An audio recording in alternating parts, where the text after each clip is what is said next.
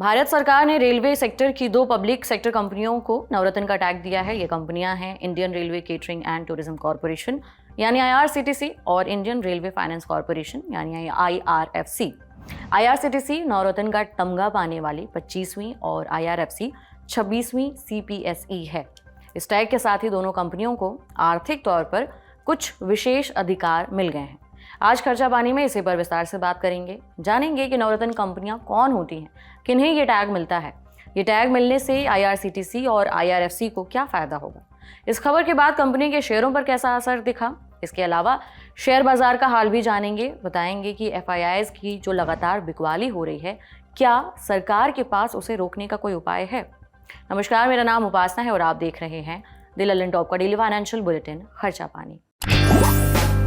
Brought to you by Punjab national bank, भरोसे का प्रतीक।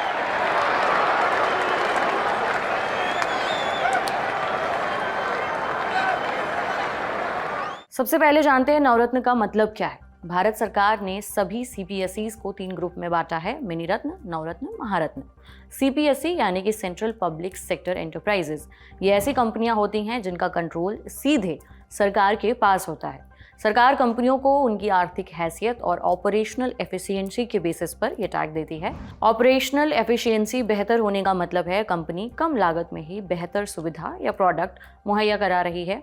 बहरहाल इस आधार पर कंपनियों को ये 3 टैग दिए जाते हैं। पहले मिनी रत्न का टैग मिलता है, फिर अपग्रेड होने के बाद नवरत्न बनती है वही कंपनी, फिर अपग्रेड होने के बाद महारत्न। मिनी रत्न टैग वाली कंपनी ही नवरत्न का टैग पाने के लिए एलिजिबल होगी। ऐसे में सवाल उठता है कि आखिर ये मिनी रत्न का टैग किसे मिलता है। मिनी रत्न के अंदर 2 कैटेगरीज हैं, कैटेगरी 1 और कैटेगरी 2। मिनी रत्न कैटेगरी 2 ऐसी CPSEs हैं जिसने पिछले 3 सालों में लगातार मुनाफा कमाया है, जिसका नेटवर्थ पॉजिटिव है, यानी कि उसकी संपत्ति उसकी देनदारियों से ज़्यादा है। ऐसी कंपनियों को मिनी रत्न कैटेगरी 2 का टैग देने पर विचार किया जा सकता है। वहीं मिनी रत्न कैटेगरी 1 ऐसी CPSEs हैं जो पिछले 3 साल से लगातार प्रॉफिट में हो और उन 3 सालों में से कम 1 साल में प्री टैक्स प्रॉफिट यानी टैक्स देने से पहले कंपनी का मुनाफा 30 करोड़ रुपए या उससे ज़्यादा रहा हो, जिसका नेटवर्थ पॉजिटिव हो, यानी कि अगेन उसकी संपत्ति उसके देनदारियों से ज़्यादा हो। इन मानकों को पूरा करने वाली कंपनियों के लिए मिनी रत्न कैटेगरी 1 पर विचार किया जा सकता है। इसके अलावा ये CPSE किसी भी सरकारी कर्जे के लिए डिफॉल्टर न साबित हुई हो और ना ही किसी भी तरह के बजट पर या फिर किसी सरकारी गारंटी पर निर्भर हो। इन तमाम मानकों पर जो कंपनियां खरी उतरती हैं उन्हें मिनी रत्न का टैग मिल सकता है। सरकारी रिकॉर्ड के अनुसार 2024 तक भारत में 11 CPSEs को मिनी रत्न कैटेगरी 2 और 51 CPSEs को मिनी रत्न कैटेगरी 1 का टैग मिला था। IRCTC और IRFC मिनी रत्न कैटेगरी 1 में शामिल थी। अब ये दोनों कंपनियां नवरत्न की कैटेगरी में आ गई हैं, यानी कि लेवल अप। इसका क्या फायदा मिलेगा उस पर बात करेंगे, लेकिन ब्रीफ में जान लेते हैं कि नवरत्न का टैग देने के लिए क्या देखा जाता है। ऐसी CPSEs जिसे मिनी रत्न कैटेगरी 1 का टैग मिला हो, कंपनी अधिनियम 2013 के तहत शेड्यूल A कंपनी होनी चाहिए। नवरत्न टैग के लिए 6 अन्य मानक भी तय किए गए हैं। उसके आधार पर कंपनियों को अंक दिए जाते हैं। पिछले 5 में से किसी 3 साल में कंपनी को इन 6 पैमानों पर बेहतरीन अंक या फिर ये कहें कि 60 से अधिक अंक हासिल करने होते हैं। ये 6 मानक हैं: net profit to net worth, दूसरा है man power cost to total cost of production और सर्विसेज, तीसरा है PBDIT टू कैपिटल एम्प्लॉयड, चौथा है PBIT टू टर्नओवर, पांचवा है अर्निंग्स पर शेयर और छठा है इंटरसेक्टोरल परफॉर्मेंस। इन 6 मानकों पर मिनी रत्न 1 कंपनियों को जितना ज़्यादा नंबर मिलता है, उसके नवरत्न बनने की संभावना उतनी ज़्यादा होती है। नवरत्न कंपनियों को मिलता क्या है? अब आते हैं इस सवाल पर कि नवरत्न का टैग मिलने से क्या फ़ायदा होगा। जैसा कि शुरू में बताया था, CPSE का डायरेक्ट कंट्रोल सरकार के पास होता है। उनके पास फैसले लेने का अधिकार होता है, लेकिन बेहद लिमिटेड। नवरत्न टैग मिलने के बाद दोनों कंपनियों को अपने इन्वेस्टमेंट और विस्तार से जुड़े फैसले लेने की आज़ादी होगी। वो नए बिजनेस शुरू कर सकती हैं, नई फैक्ट्रियां खोल सकती हैं, दूसरे सेक्टर में भी हाथ आजमा सकती हैं।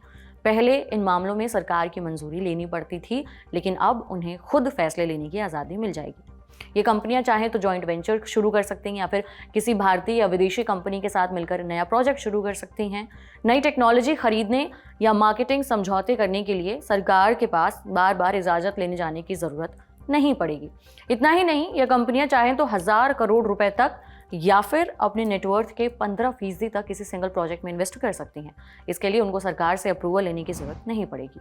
ये अधिकार या छूट अब IRCTC और IRFC को भी मिल गए हैं। रेलवे मंत्रालय के अधीन काम करने वाली इस कंपनी IRCTC की स्थापना 1999 में हुई थी। यह कंपनी भारतीय रेलवे के लिए टिकट बुकिंग से लेकर केटरिंग और पर्यटन के क्षेत्र में काम करती है। फाइनेंशियल ईयर 2023-24 में इस कंपनी का सालाना टर्नओवर 4,270.18 करोड़ और नेटवर्थ 3,229.97 करोड़ था।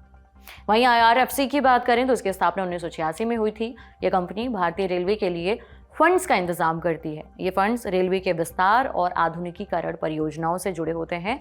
इसके लिए घरेलू और अंतर्राष्ट्रीय बाजारों से उधार लिए जाते हैं। कुछ प्रसिद्ध कंपनियों को पहले से नवरत्न का दर्जा प्राप्त है, जैसे इनमें महानगर टेलीफोन निगम लिमिटेड MTNL, जिसका नाम आपने सुना होगा, और रेल विकास निगम लिमिटेड RVNL शामिल है। वैसे तो ये खबर 3 मार्च को आ गई थी, लेकिन इसका कंपनियों के शेयरों पर उस दिन कुछ खास असर नहीं दिखा, बल्कि IRCTC के शेयर NSE पर 52 वीक लो पर यानी कि 656.05 के लेवल को जरूर टच कर गए। हालांकि अगले दिन यानी आज 4 मार्च को कुछ तेजी दिखी। 4 मार्च को IRCTC के शेयरों ने 681 रुपए का हाई टच किया और कारोबार बंद होते होते कुछ बिकवाली दिखी और 0.61% नीचे 672.50 के लेवल पर बंद हुए। IRFC के शेयरों की बात करें तो 115 रुपए का आज इन्होंने हाई बनाया और आखिर में 3.44% ऊपर 114.95 के लेवल पर बंद हुए। अब रुख करते हैं दूसरी बड़ी खबर का, शेयर मार्केट का। 4 मार्च को भारतीय शेयर बाजार लगातार 10वें दिन भी गिरावट के साथ बंद हुए। निफ्टी करीबन 37 अंक गिरकर 22,083 पर पहुंच के बंद हुआ, जबकि सेंसेक्स करीबन 96 अंकों की गिरावट के साथ 72,989 पर बंद हुआ। Mid cap index almost flat रहा। स्मॉल कैप इंडेक्स रिकवरी के साथ बंद हुए। इस गिरावट के साथ ही पिछले साल के शिखर से यानी ऑल टाइम हाई से अब तक निवेशकों को 1.3 लाख करोड़ डॉलर का नुकसान हो चुका है। लगातार 10वें दिन की इस गिरावट के साथ ही बाजार में एक और अनचाहा रिकॉर्ड बन चुका है। बीते 29 सालों में पहली बार ऐसा हुआ है जब बाजार लगातार 10 दिन तक गिरावट में बंद हुए हों। इससे पहले आखिरी बार जनवरी 1996 में निफ्टी लगातार 10 दिन नीचे गिरकर बंद हुआ था। निफ्टी ने सितंबर 2024 में 26,277 का ऑल टाइम हाई बनाया था। तब से लेकर अब तक इसमें 16% की गिरावट आ चुकी है। 2008-9 की आर्थिक मंदी के बाद से ये छठी और मार्च 2020 में कोविड की वजह से आई गिरावट में दूसरी सबसे बड़ी गिरावट है। इन बिकवाली का जो सबसे बड़ा कारण है वो विदेशी संस्थागत निवेशक हैं। NSDL के आंकड़ों के अनुसार 2025 के शुरुआती 3 महीनों में ग्लोबल फंड्स ने भारतीय शेयर बाजार से करीबन 1.25 लाख करोड़ रुपए निकाले हैं। इसके अलावा अमेरिकी टैरिफ और गिरते रुपए जैसे ग्लोबल कारणों से भी बाजार में गिरावट को बल मिल रहा है। इधर विदेशी निवेशकों के लिए भारतीय बाजार फिर से अट्रैक्टिव हो जाएं, इसके लिए मार्केट पार्टिसिपेंट्स अलग अलग तरीके के सुझाव दे रहे हैं। इकोनॉमिक टाइम्स की एक रिपोर्ट में मार्केट पार्टिसिपेंट्स ने कहा है कि अगर FIIs यानी कि जो विदेशी संस्थागत निवेशक हैं उनके लॉन्ग टर्म कैपिटल गेन्स पर जो टैक्स लगता है उसमें कुछ रियायत दी जाए तो उन्हें बिकवाली से रोका जा सकता है। आपको बता दें कि भारत उन कुछ चुनिंदा देशों में से है जो अपने देश में शेयरों को बेचने से हुई कमाई पर विदेशी पोर्टफोलियो इन्वेस्टर से टैक्स लेता है। कुछ मार्केट पार्टिसिपेंट्स ने कहा कि अगर इन टैक्सेस में कटौती की जाए तो भारतीय शेयर इन निवेशकों के लिए अट्रैक्टिव बन सकते हैं। पिछले 5 महीनों में विदेशी निवेशकों ने 2.8 लाख करोड़ के भारतीय शेयर बेच डाले हैं, जिसके बाद से निफ्टी 15% तक नीचे आ चुका है। कंप्लीट सर्कल वेल्थ सॉल्यूशंस के CIO गुरमीत चड्ढा ने इकोनॉमिक टाइम्स से बातचीत में कहा, हमें टैक्सेशन के मामले में ग्लोबली कॉम्पिटिटिव होना होगा। मेरे ख्याल से अगर पूरी तरह से ख़त्म ना भी किया जाए तो इस पर विचार करने की ज़रूरत है, क्योंकि कई देशों में FIIs पर टैक्स नहीं लगता है। कुछ टैक्स को ख़त्म करके या फिर उनमें कोई बदलाव करके फ़ायदा दिया जा सकता है। बेसिकली भारतीय बाजार में इन्वेस्ट करने की जो लागत है उसे रिव्यू किया जाना चाहिए। वहीं डेलॉयट इंडिया में पार्टनर राजेश गांधी ने कहा, सॉवरेन फंड्स, यूनिवर्सिटी फंड्स और कुछ पेंशन फंड्स जैसे FPIs को अपने देश में टैक्स नहीं देना पड़ता है, लेकिन इंडिया में उन्हें टैक्स देना पड़ता है, जो उनके लिए एडिशनल कॉस्ट बन जाती है। मालूम हो कि बीते साल के बजट 2024 में सरकार ने short term capital gains tax 15 से बढ़ाकर 20% कर दिया था और लॉन्ग टर्म कैपिटल गेन्स पर जो टैक्स लगता है वो 10 से बढ़ाकर 12.5% कर दिया गया था। LTCG एग्जम्पशन लिमिट भी बढ़ाकर 1.25 लाख रुपए पर ईयर कर दी गई थी। FPIs काफी लंबे समय से ये तर्क दे रहे हैं कि इंडिया उन कुछ गिने चुने बड़े मार्केट्स में से है जो विदेशी इन्वेस्टर से टैक्स वसूलता है, जबकि अमेरिका, यूरोप, UK, हांगकांग, चीन में उन्हें टैक्स नहीं देना पड़ता है। हालांकि इस बात के चांसेस कम हैं कि सरकार सिर्फ विदेशी निवेशकों को रिझाने के लिए इतना बड़ा कदम उठाए।